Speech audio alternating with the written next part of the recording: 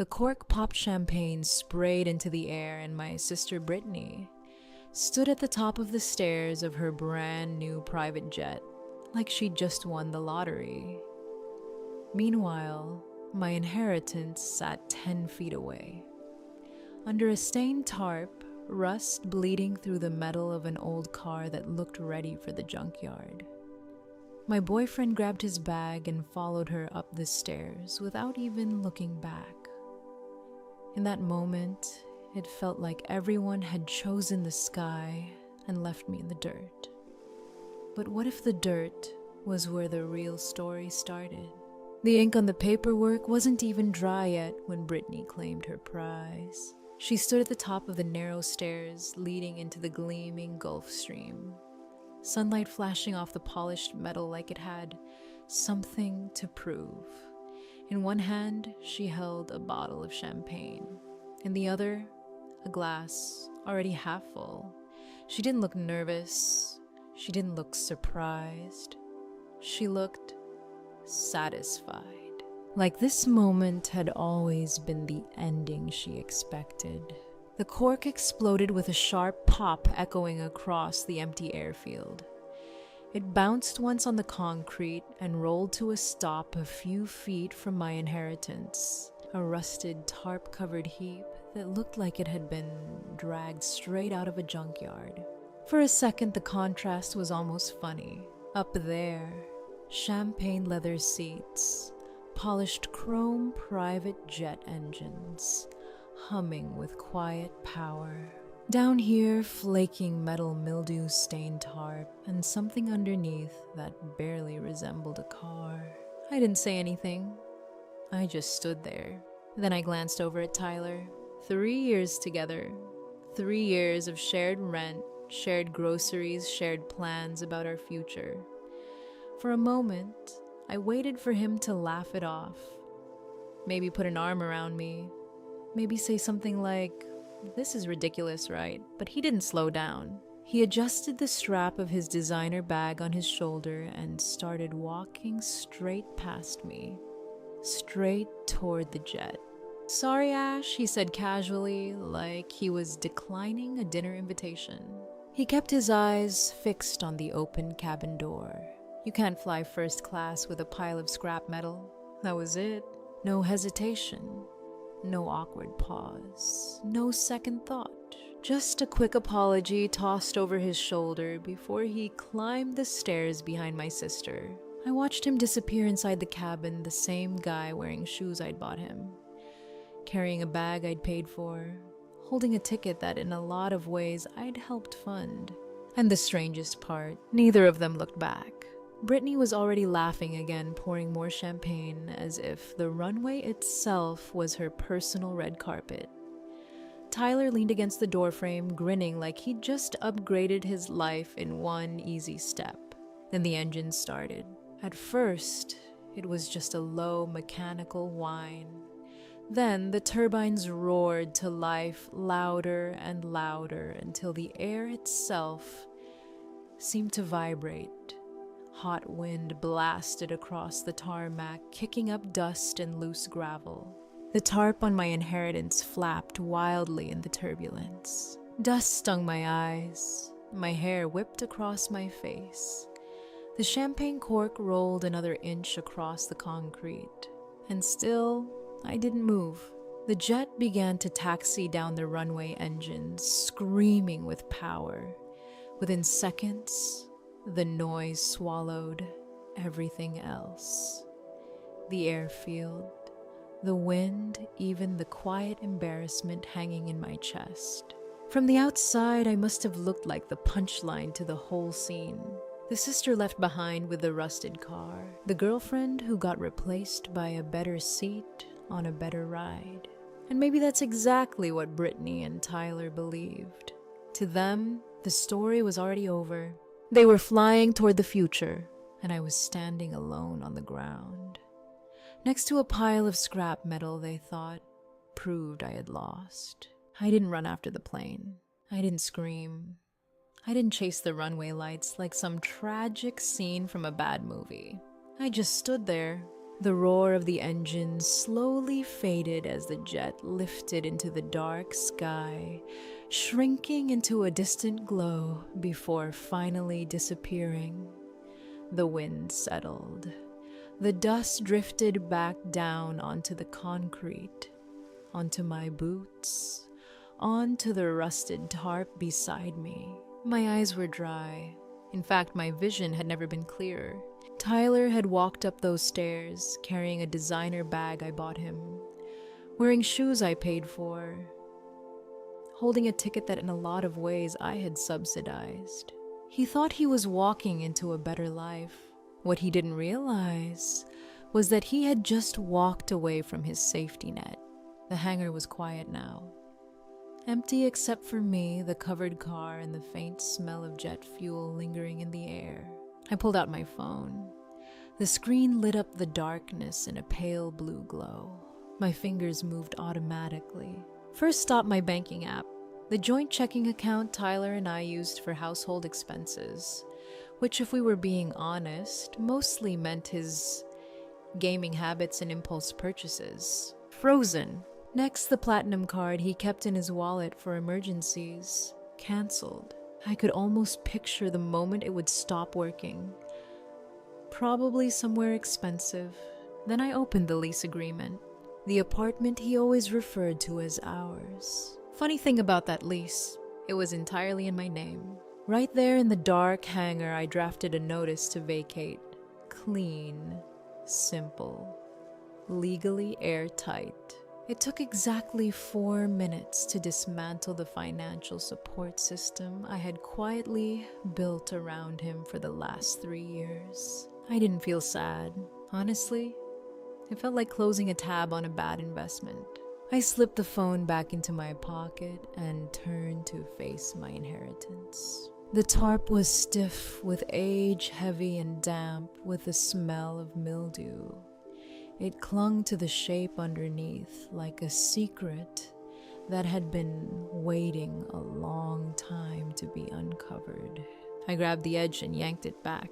There it was, a 1967 Mustang, or at least what was left of one.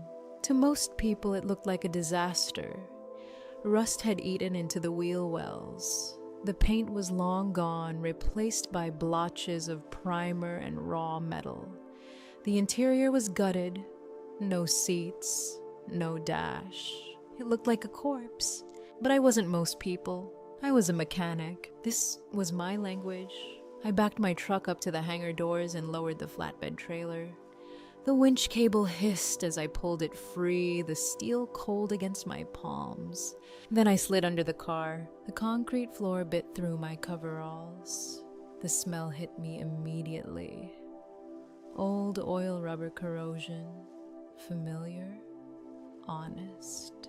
I hooked the cable to the axle and checked the chains twice. With a slow, mechanical groan, the winch pulled the Mustang forward. Inch by inch, the rusted body rolled up the ramp of the trailer. I tightened the straps until my knuckles went white. No hesitation, just muscle memory. Once it was secure, I climbed into the driver's seat of the truck and pulled out of the private airfield without looking in the rearview mirror. At the main gate, I stopped one last time.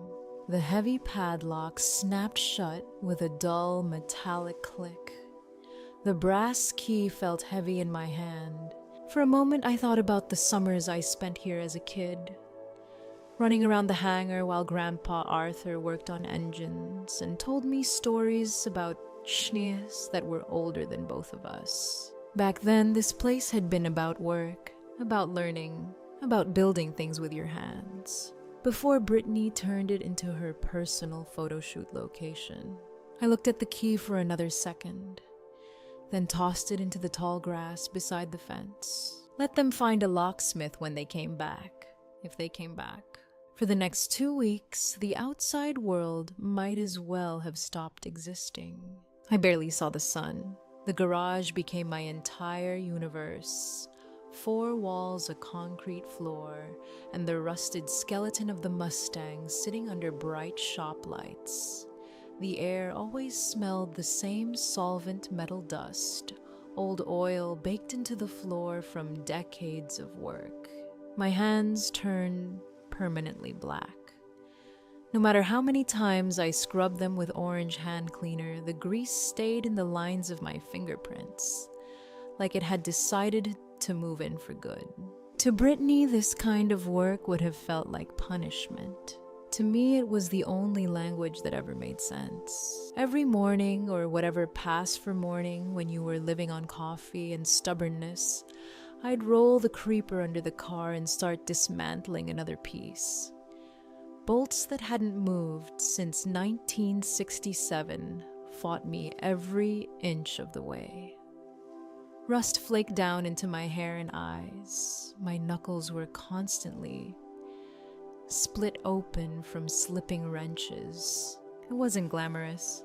There were no dramatic montage moments like you see on TV, just hours of grinding metal until your ears rang, breathing in dust that tasted like iron, and leaning every ounce of your weight onto a breaker bar, praying the bolt would finally give instead of snapping off entirely.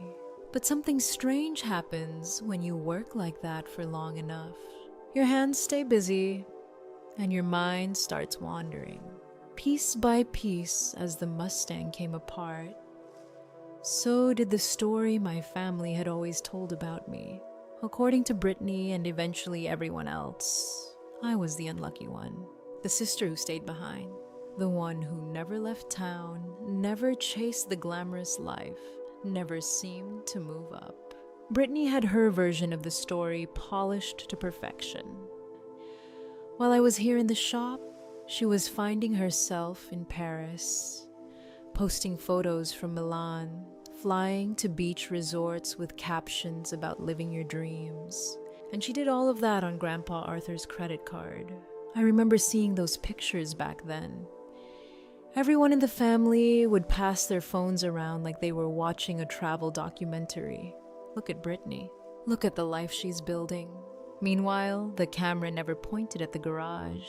It never showed the nights I stayed late learning how to rebuild a carburetor from scratch.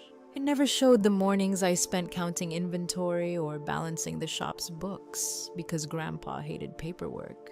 When Arthur's hands started shaking too much to hold a wrench steady, mine became the ones turning the bolts. Brittany saw Grandpa as a bottomless ATM. I saw him as a partner. She showed up for the payouts. I showed up for the payroll. And somewhere along the way, the story flipped. The hardworking one became the stuck one. The flashy one became the success. Funny how that works. I was lying on my back in the driver's footwell one night, pulling out what was left of the rotted dashboard liner. My shoulders ached. My neck was stiff from hours under the car. The shop was completely silent except for the faint hum of the overhead lights. My screwdriver scraped against the metal behind the glove box. Then it hit something that didn't sound right. Not the hollow ring of steel. A soft, dull thud. I froze for a second. Then I reached up behind the glove box assembly, feeling around along the firewall. My fingers brushed against something taped to the metal. Carefully, I peeled it free and slid out from under the car. In my hands was a thick manila envelope. It wasn't dusty, which meant it hadn't been sitting there for 50 years. Someone had put it there recently. I wiped my hands on a rag, leaving dark smears across the paper before turning it over. The handwriting on the front stopped me cold, shaky, uneven, but unmistakable. Grandpa Arthur's. And suddenly the quiet garage didn't feel so quiet anymore.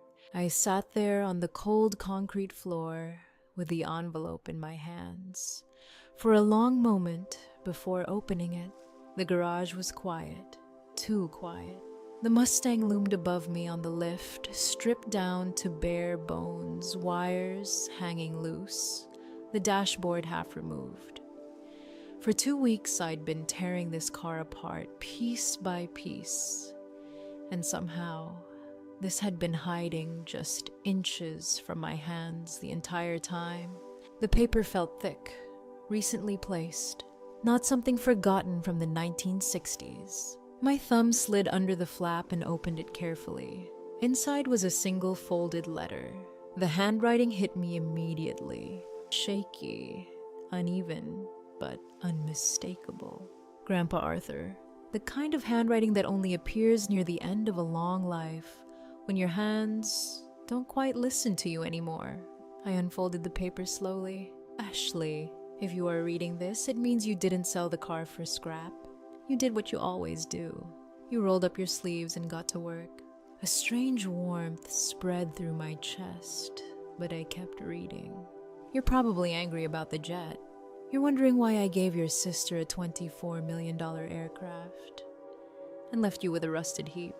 I let out a quiet breath, because that question had been sitting in the back of my mind. Not loud, not bitter, just there, like a low electrical hum. You think I was blind to her greed. I wasn't. I stared at the page. The shop lights buzzed faintly overhead. I gave Brittany the jet because I know exactly who she is. She needs attention. She needs the shiny object. The letter paused there, the handwriting wobbling slightly before continuing. But planes, Ashley, are not assets. They are liabilities, hungry beasts that eat money every single day. I leaned back against the workbench, reading slower now. I gave her the jet as a final test, and I knew she would probably fail it. The words sat there quietly on the page, not cruel, just honest. Then my eyes dropped to the next line. I gave you the rust because I knew you would see what it could become. You have the patience to build value instead of just consuming it. For a second, I looked up at the Mustang, the ugly shell, the stripped interior, the decades of corrosion that had taken me hours just to grind away. It had looked like garbage to everyone else, but to me, it had looked like work. This car isn't just a car, the letter continued. Look at the chassis number. And remember something important. Cutting off a rotten limb isn't cruelty. It's how you save the tree. I lowered the paper slowly. The garage suddenly felt different. For years there had been this small knot sitting somewhere inside me. A quiet kind of guilt. Like maybe I should have tried harder with Brittany. Maybe I should have supported her dreams more. Maybe I should have been the bigger sister, the more forgiving one. Maybe walking away from her chaos meant I'd somehow failed. But sitting there with Grandpa's letter in my hands, that guilt didn't fade. It didn't slowly dissolve. It disappeared, like someone had reached into my chest and flipped a switch. Grandpa hadn't abandoned me. He hadn't overlooked me. He had trusted me. The inheritance wasn't about money. It was a test of character. Brittany had been given something shiny. I had been given something unfinished. And without even realizing it, I had already chosen my answer. I folded the letter carefully and slid it back into the envelope. Then I looked over at the rusted Mustang again. 2 weeks ago it had looked like scrap metal. Now it looked like the only honest thing left in my entire family. I reached over, picked up my wrench from the floor, and stood. There was still a lot of work to do. Winter crept into the garage without asking permission. The cold settled into the concrete, into the steel of the tools, into the bones of my hands. Most days my knuckles were wrapped in tape, just to keep the cracked skin from splitting open again when I grabbed a wrench. Restoring the Mustang wasn't romantic. There were no cinematic montages, no triumphant music playing while a car magically came back to life. It was hours of grinding rust until my ears rang. Clouds of dust that tasted like iron, bolts that refused to move until I leaned my entire weight against the breaker bar and prayed they wouldn't snap. Some nights I'd look up and realize it was 3 a.m.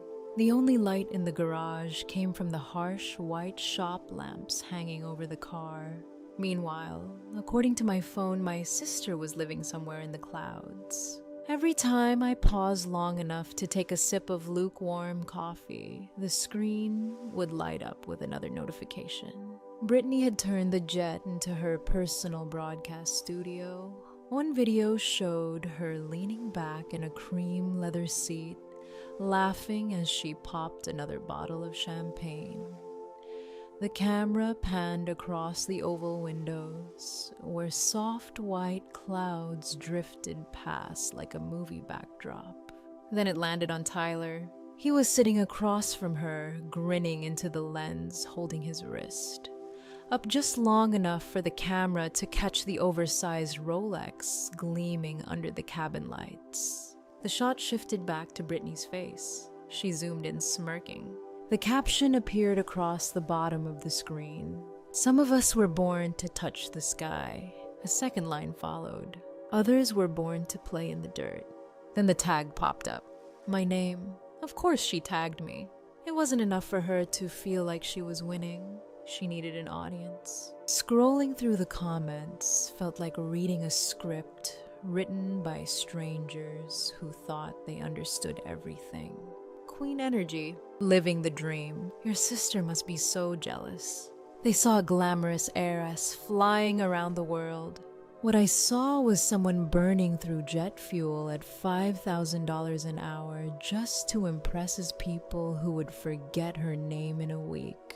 Then one night my phone buzzed again. A text from Tyler. It was nearly 2 in the morning. I was lying under the Mustang with a welding mask flipped up on my forehead, patching a rusted section of the floor pan. I slid out from under the car and checked the message. Yo, that was how it started. I left my gaming console at the apartment. A second message followed immediately. Ship it to the hotel in Monaco. Address below. Then the final line appeared. Pack it properly this time. I know you're bitter, but don't scratch my stuff. I stared at the glowing blue text for a few seconds. Not a single word asking how I was. Not even curiosity about what had happened after he walked out. In Tyler's mind, nothing had really changed. I was still the support staff. Still the person handling logistics while he played the main character somewhere else. I didn't reply. Anger would have been easy, but anger is an energy leak. And right then, every ounce of energy I had belonged to the car. I walked over to the corner of the garage where I'd stacked the boxes of his things weeks ago. After a minute of digging, I found the one with the console. It was sealed with packing tape, his name, written across the top in black marker. For a moment, I held it in my hands. Then I carried it to the storage shelves and slid it all the way to the back behind a wall of old tires. Not destroyed, not shipped, just waiting. I wiped my hands on a rag and turned back toward the Mustang. Stripped down to raw steel, the frame looked ugly under the shop lights. But there was something else there too. Potential. Brittany and Tyler were loud. They were shiny. They were screaming for attention from 30,000 feet. But down here in the quiet of the garage, I was building something real. It happened on a Tuesday, 3 in the morning. The kind of hour where the whole world feels paused, like everyone else has powered down for the night. Except you. The garage was freezing. My breath fogged faintly in the air as I leaned over the front inner apron of the Mustang, scrubbing away decades of hardened grease with a wire brush. The metal underneath was slowly beginning to show, but it was slow work. 50 years of road grime doesn't disappear easily. My arms ached, my shoulders burned, but I had a simple goal that night. Find the VIN. I needed it to confirm the exact production. Year before, ordering a new batch of parts. Normally it's routine. You wipe away the grime, read the factory stamp, write the numbers down, and move on. Simple. I dipped a rag into solvent and wiped the exposed metal. Then I froze. Something about the stamp didn't look right. I leaned closer. The characters weren't aligned the way factory VINs usually are. They weren't the clean, machine-perfect numbers you expect from Ford's production line. They were deeper, uneven, like someone had stamped them by hand. I wiped the area again slower this time, clearing the last film of grease. The letters stared back at me. A C-E-L-B. Below it, X, and then the numbers. 0001. For a moment, I just sat there, rag in my hand, completely still. My brain refused to process what my eyes were seeing. In the vintage car world, there are stories. People repeat at car shows late at night. Legends. Rumors pass between collectors like campfire tales. Cars that were built in secret. Prototypes that disappeared. Machines that technically shouldn't exist anymore. And one of the biggest ghosts of all was something called the Shelbylittlered. An experimental Mustang prototype, a car that helped test ideas that would later become legendary Shelby models. According to every history book, it had been destroyed decades ago. Crushed. Gone. But EXP didn't stand for example. It stood for experimental. And 0001 meant one thing. The first. My heart started beating a little harder. I didn't grab my phone. I didn't take a picture. I didn't post anything online. Instead, I stood up slowly and walked across the garage. The big steel doors groaned as I pulled them shut. One lock, then the second, then the third deadbolt. The metal clicked loudly in the silence. After that, I crossed the room and yanked down the heavy blinds covering the windows. The last sliver of outside light disappeared, leaving only the glow of the shop lamps above the Mustang. Now the car sat alone in the center of the garage like a secret. I stared at it for a long moment. The rusted shell, the stripped frame, the ugly project everyone else thought was scrap. Then I pulled out my phone. There was only one person I trusted with something like this. Mr. Henderson, Grandpa Arthur's attorney. He specialized in high-value assets, estate structures, all the complicated legal machinery that protects things worth serious money. The phone rang twice before he picked up. Mr. Henderson, I said. My voice sounded calmer than I felt. I think you should come look at something. He arrived just after dawn. The winter sunlight outside was pale and cold, but he stepped into the garage wearing the same sharp Italian suit he always wore, looking wildly out of place among the oil stains and toolboxes. For 2 hours, he said almost nothing. He examined the chassis, measured weld points, checked the stamping under a magnifying lens, compared details against archival documents he pulled from a slim leather briefcase. I stood nearby the entire time, arms crossed, trying not to breathe too loudly. Finally, he removed his reading glasses and looked up at me. His expression wasn't excited. If anything, it was frighteningly calm. Ashley, he said quietly, do not restore this car with aftermarket parts. He gestured toward the Mustang. This is the Holy Grail. He paused, letting the weight of the words settle in the silent garage. As it sits right now, he continued, this vehicle is worth approximately $35 million. The number hung in the air like smoke. Then he added one more sentence, and if it's restored correctly, he closed the folder. You're looking at 50. For a while after Mr. Henderson said the number, neither of us spoke. $35 million. It floated in the cold air of the garage like something unreal. Just a number, until you remembered the rusted shell sitting under the shop lights was the thing it was attached to. I leaned back against the workbench, the edge of the steel pressing into my lower back.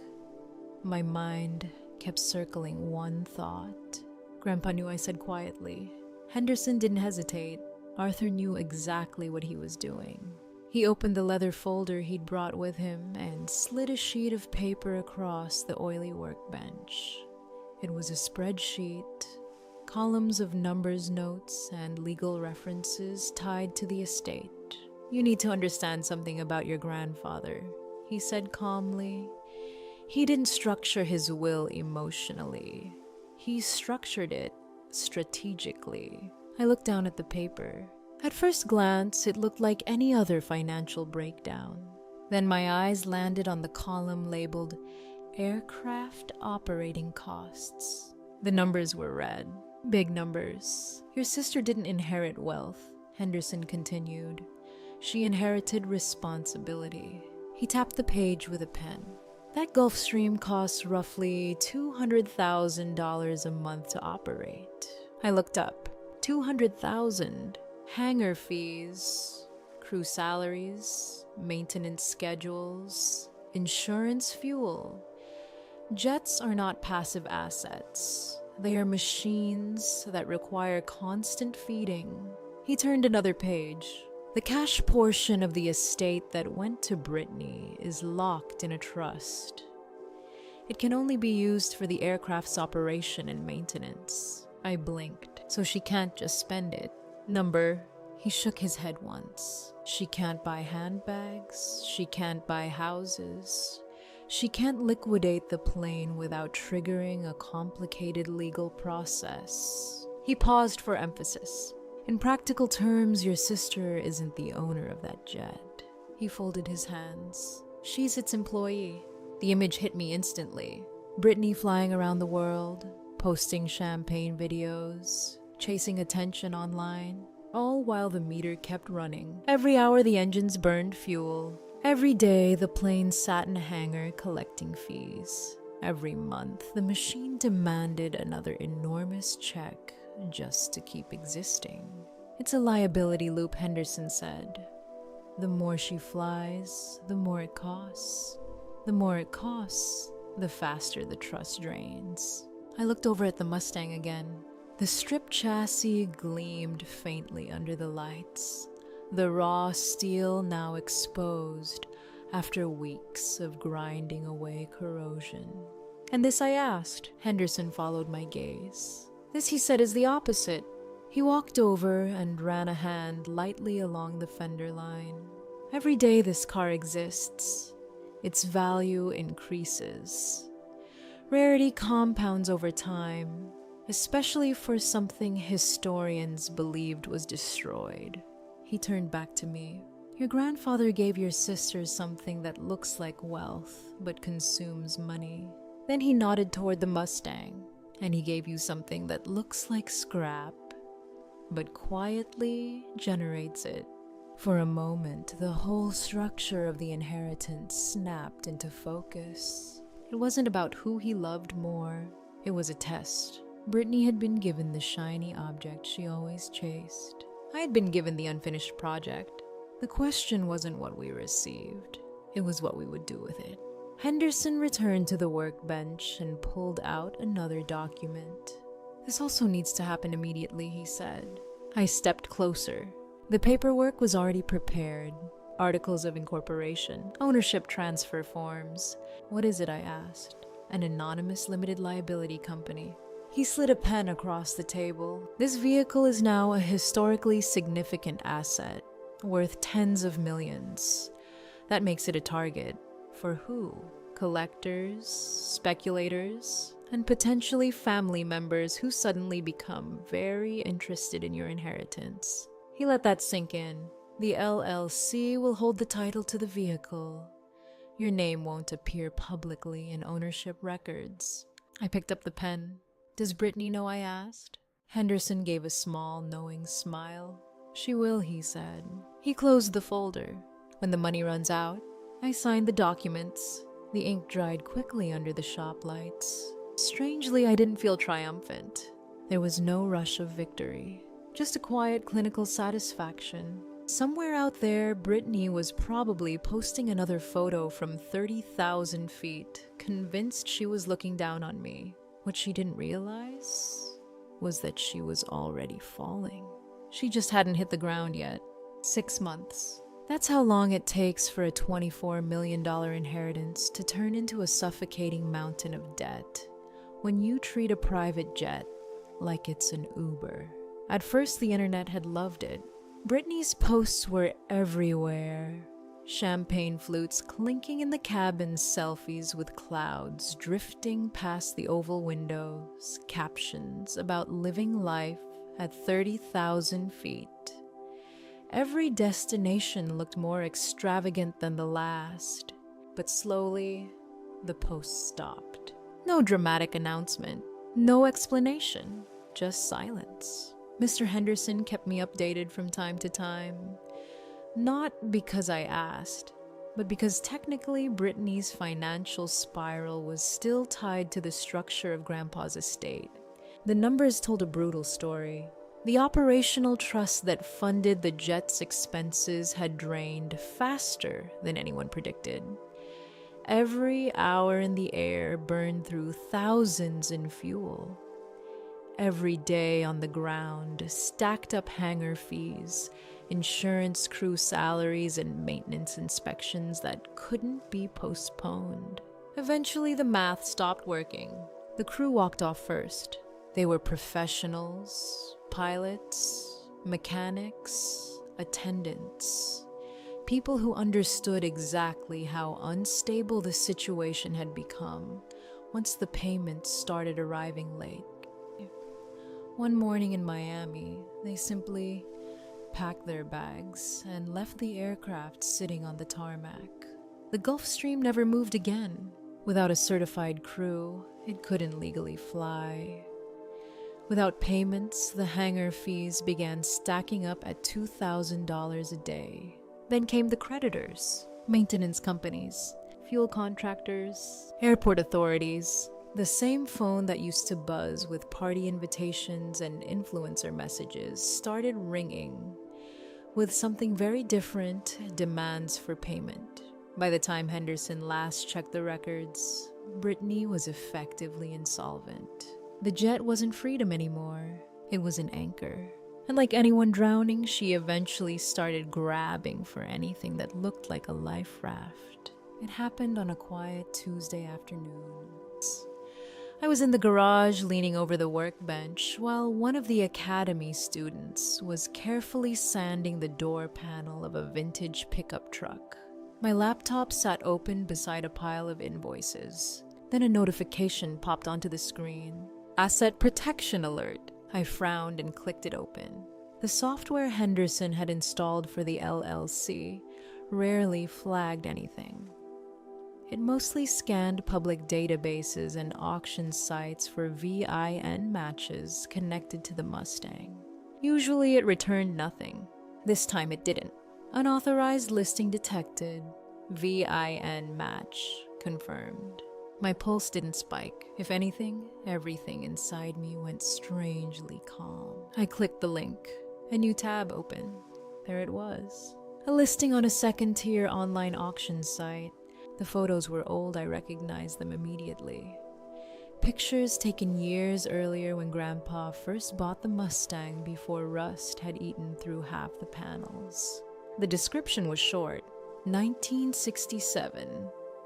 Ford Mustang. Barn find project car. Needs restoration, but solid platform. The asking price sat at the bottom.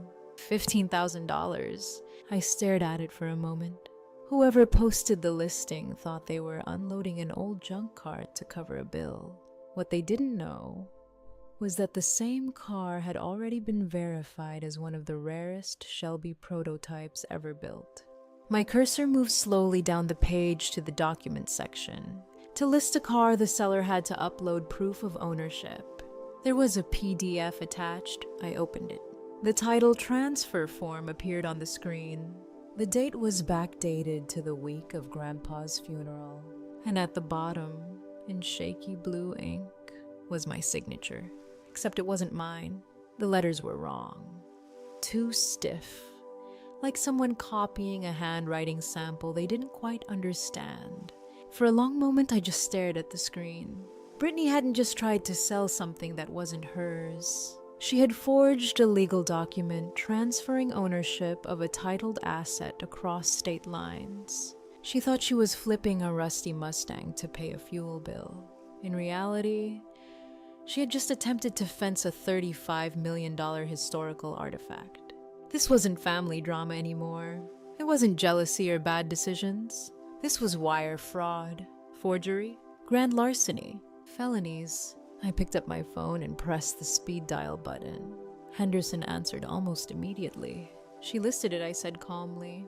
A pause. Then his voice came through the line. I see it. Another pause as he studied the same document I had just opened. Finally, he spoke again. Ashley, he said quietly, that signature is a clear forgery. His tone sharpened slightly. I need you to understand what filing this means. I already knew. Once the law stepped in, there would be no more family arguments, just consequences. The auction house in Monterey smelled like polished wood leather and quiet money. The kind of place where nobody raised their voice, but every word carried weight. In the center of the room, under soft white lights, a rotating podium displayed the car. The Shelbylittlered. 6 months earlier, it had been a rusted shell sitting under a mildew-stained tarp.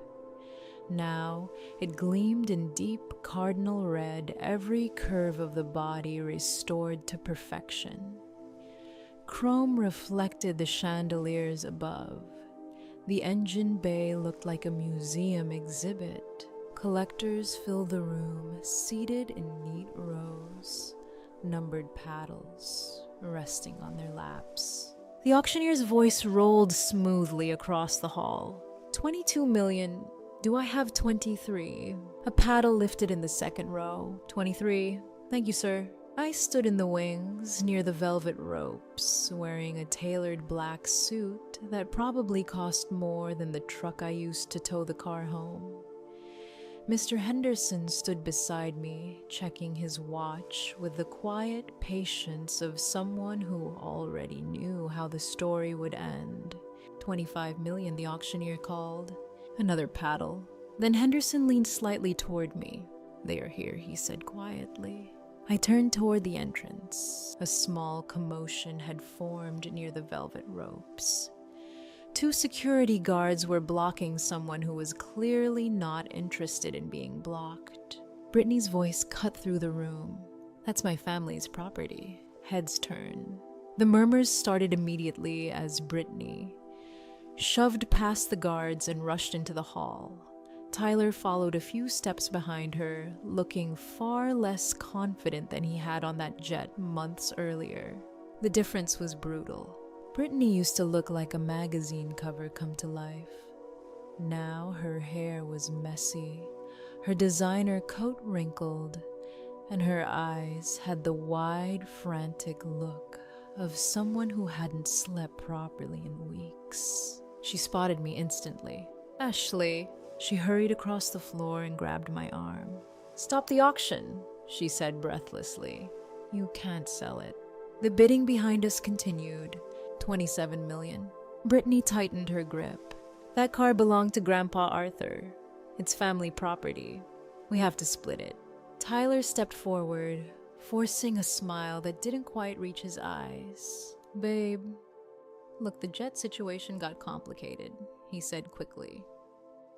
But we can fix this. We're a team, right? He gestured vaguely toward the podium. 30 million split 3 ways is still plenty for everybody. I looked at him. Then I looked back at Brittany. I didn't pull my arm away. I didn't raise my voice. I simply nodded once to Mr. Henderson. He stepped forward and placed a thick manila folder into my hand. There's nothing to split, I said calmly. Brittany blinked.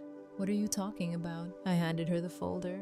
That I said, pointing to the top document, is a copy of the federal lawsuit filed this morning. Her fingers trembled as she opened it. Wire fraud, forgery, attempted grand larceny related to your fraudulent online listing of this vehicle. Behind us, the auctioneer's voice rose again. 32 million. Tyler immediately stepped back, his expression changing. Whoa, he said quickly. I didn't sign anything. That was all her. Brittany turned toward him in disbelief. Then she looked back at me. The tears forming in her eyes weren't sadness. They were fear. Ashley, please, she whispered. They'll put me in jail. The jet is gone. I'm broke. I have nothing. I leaned slightly closer so only she could hear me. You wanted to fly, Brittany, I said quietly. Now you crash. I gave a small nod to the security team. Two men stepped forward and gently, but firmly, took Brittany and Tyler by the arms. Their protests echoed through the hall as they were escorted toward the exit. At that exact moment, the gavel slammed down. Sold, the auctioneer announced loudly. The room erupted in applause. $35 million. I didn't look at the door where Brittany was being dragged out. I looked at the car. The rust was gone, and so was the rot in my family tree. In the end, the noise faded, and the truth settled in. Brittany faced the legal consequences of fraud and forgery, while Tyler vanished as quickly as he'd appeared. No calls, no loyalty, just silence. The $35 million didn't become a trophy. It became a foundation. With it, I built the Arthur Vintage Restoration Academy, teaching young builders how real value is created, not performed. Because appearances fade, but craftsmanship lasts.